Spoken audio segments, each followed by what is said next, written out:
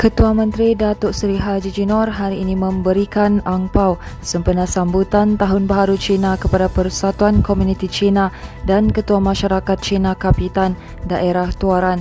Angpau sebanyak RM5,000 diberikan kepada Persatuan Komuniti Cina manakala RM2,000 kepada setiap Kapitan Cina bagi di kawasan Tuaran termasuk di bawah Dewan Undangan Negeri Dalit, Tamparuli dan Kiulu. Haji J berkata setakat ini untuk kawasan Tuaran terdapat seramai 7 Kapitan Cina dan bilangannya akan ditambah sekiranya ada keperluan. Haji J yang juga ahli Dewan Undangan Negeri Sulaman berharap sempena Tahun Harimau ini keadaan ekonomi Sabah dan negara akan pulih dan bertambah baik.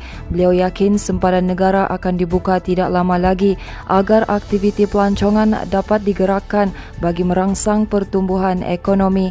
Mengulas berhubung perayaan Tahun Baru Cina yang akan disambut oleh masyarakat Tionghoa pada 1 dan 2 Februari depan, beliau berkata keunikan di Sabah ialah perayaan itu turut diraikan bersama oleh masyarakat dan kaum lain di negeri ini. Sehubungan itu, Haji J berharap rakyat terus mematuhi prosedur operasi standard yang masih dikuatkuasakan oleh pihak berkuasa bagi mengekang penularan semula COVID-19 khususnya dengan kemunculan varian baharu. Sementara itu, suasana di Tamu Jalan Gaya hari ini meriah apabila 3 rombongan parti politik hadir dan saling bertembung ketika walkabout sempena sambutan Tahun Baru Cina yang akan menjelang minggu depan. 3 parti politik berkenaan ialah Parti Bersatu Sabah PBS, Parti Warisan dan DAP.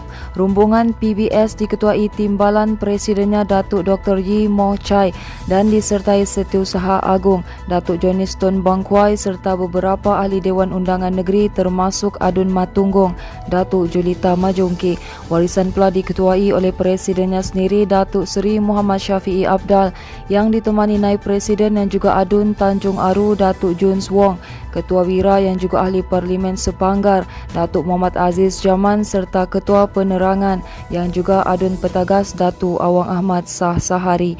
Sementara itu, walkabout DAP pula diketuai oleh Setiausaha DAP Sabah yang juga Ahli Parlimen Kota Kinabalu Chan Fung Hin.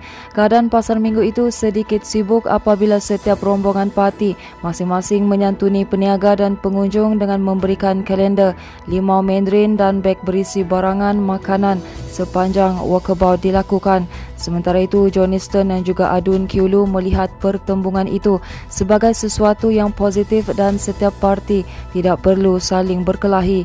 Dalam pada itu, Muhammad Syafiee menyifatkan turun padang bukan hanya pada waktu perayaan yang mengikut musim tetapi juga ketika rakyat dilanda bencana termasuk banjir dan kebakaran. Tamu Jalan Gaya yang beroperasi setiap hari Ahad antara lokasi tarikan pengunjung tempatan dan pelancong yang berkunjung ke Kota Kinabalu.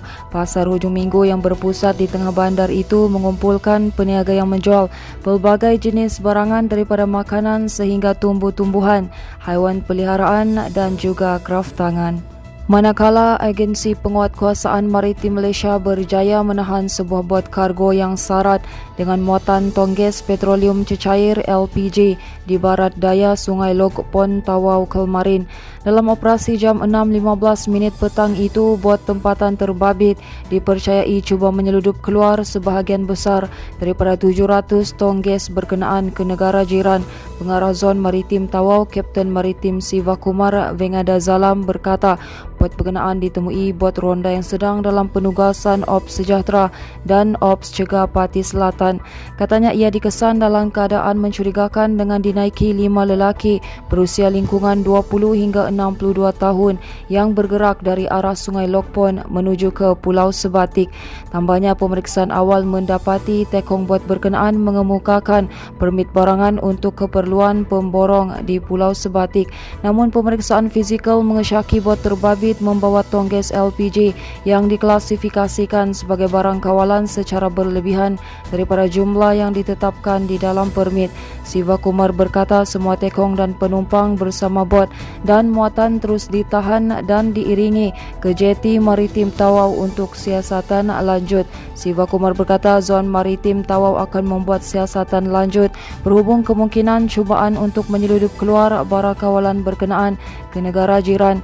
Katanya ia beri berikutan kedudukan Pulau Sebatik yang sangat hampir dengan sempadan Malaysia-Indonesia. Sehubungan itu, Siva Kumar berkata Maritim Malaysia akan terus memperkasakan tugas penguatkuasaan bagi membantras aktiviti-aktiviti yang menyalahi undang-undang di zon maritim Malaysia, khususnya di perairan timur Sabah S-Zone.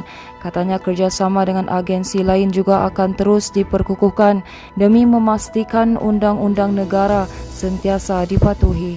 Seterusnya, perintah berkurung di kawasan perairan 7 daerah dalam zon Selamat Timur Sabah S-Zone yang berakhir esok dilanjutkan sehingga 9 Februari depan.